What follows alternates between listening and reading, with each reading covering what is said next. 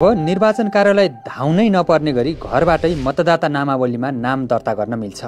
यसअघि अनलाइनबाट pre registration गरेर बायोमेट्रिक दिन निर्वाचन कार्यालय धाउनुपर्ने थियो, तर अब राष्ट्रिय परिचय पत्रसँग लिङ्क गरेपछि निर्वाचन कार्यालय धाउनु नपर्ने भएको हो। निर्वाचन कार्यालय धाउनै नपर्ने गरी कसरी घरबाटै मतदाता नामावलीमा नाम दर्ता गर्ने त? आउनुहोस्, सबैभन्दा पहिले applyvr.election.gov.np मा जानुहोस्। त्यहाँ नयाँ दर्ता भन्ने अप्सनमा क्लिक गर्नुहोस्।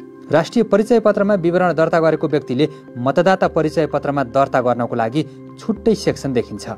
सबैभन्दा पहिले राष्ट्रिय परिचय पत्र नम्बर राख्नुहोस्, जन्म मिति र नाम लेख्नुहोस्, थर लेख्नु पर्दैन। त्यही तल जोड घटाउबारे एउटा सामान्य प्रश्न दिइएको हुन्छ, त्यसको उत्तर भर्नुहोस्। उत्तर सही भएपछि उत्तर लेख्ने सानो बक्समा हरियो सङ्केत देखिन्छ। अब राष्ट्रिय परिचय पत्र प्रमाणीकरण गर्नुहोस् भन्ने ठाउँमा क्लिक गरेर अघि बढ्नुहोस्। एकपटकमा प्रमाणीकरण नभएमा पुनः क्लिक गर्नुहोस्। प्रमाणीकरण भइसकेपछि तपाईँले स्थायी ठेगाना सेक्सनमा प्रदेश, जिल्ला, पालिका, वडा नम्बर र मतदान स्थल भर्नुपर्छ र पुछारमा रहेको अर्को लेखिएको ठाउँमा क्लिक गरेर अघि बढ्नुपर्छ।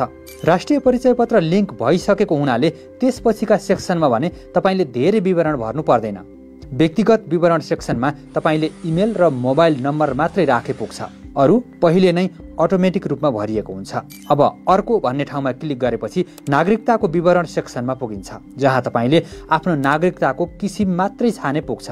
ठेगानामा स्थायी जस्तै भन्ने ठाउँमा टिक लगाएर अघि बढ्न सकिन्छ।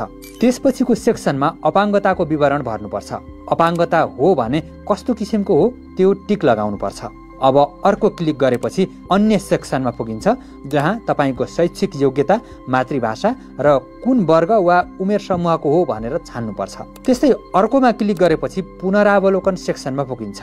तपाईँले भरेका विवरण गल्ती छन् कि भनेर पुनरावलोकन पनि गर्न पाइन्छ। सबै ठिक छ भने दर्ता गर्नुहोस् भन्ने ठाउँमा क्लिक गर्नुपर्छ। यति गरेपछि तपाईँको मतदाता नामावलीमा नाम दर्ता भयो। यसको जानकारी तपाईँले अघि राखेको इमेलमा प्राप्त हुन्छ।